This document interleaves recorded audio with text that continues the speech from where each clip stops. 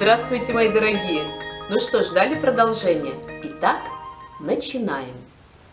Так и стали жить вместе детка Ваня, сиротка Даренка да кошка Муренка. Жили-поживали, добра много не наживали, а на житье не плакались, и у всякого свое дело было. Ваня с утра на работу уходил, Даренка в избе прибирала, похлебку да кашу варила, а кошка Муренка мышей ловила.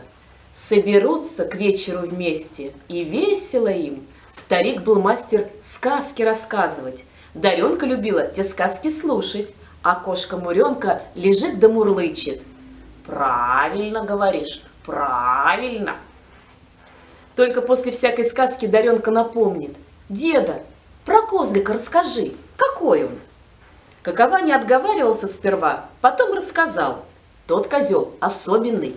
У него на правой передней ноге серебряное копытце.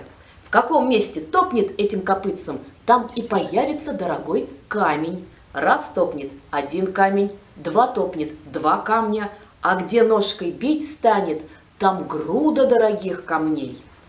Сказал это, да и не рад стал. С той поры у Даренки только и разговору, что об этом козле.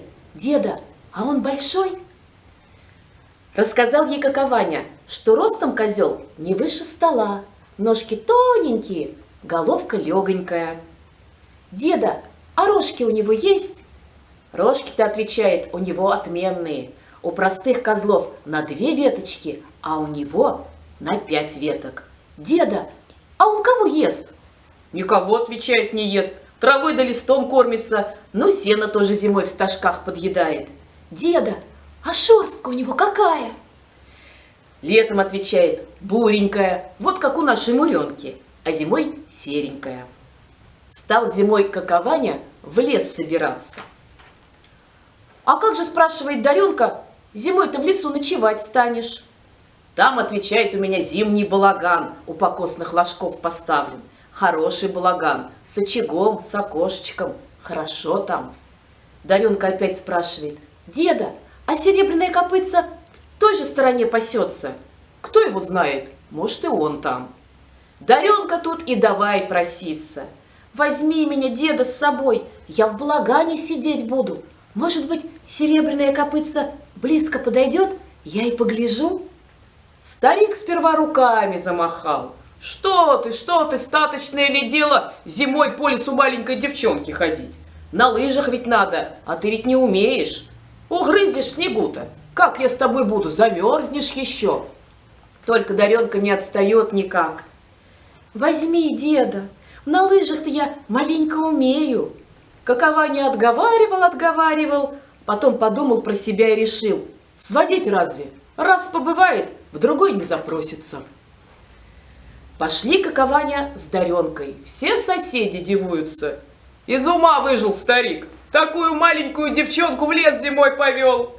Как стали Ваня с Даренкой из завода выходить, слышат, собачонки что-то сильно забеспокоились. Такой лай да визг подняли, будто зверя на улице увидали. Оглянулись, а эта Муренка серединой улицы бежит и от собак отбивается. Муренка к той поре поправилась, большая да здоровая стала, собачонки к ней подступиться не смеют. Хотела Даренка кошку поймать да домой увезти. Только где там? Добежала Муренка до сосны, вскарабкалась на сосну. Пойди поймай.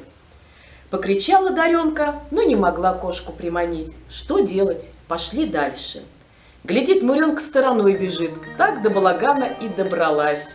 Вот и стало их в балагане 3. Даренка хвалится: веселей так-то.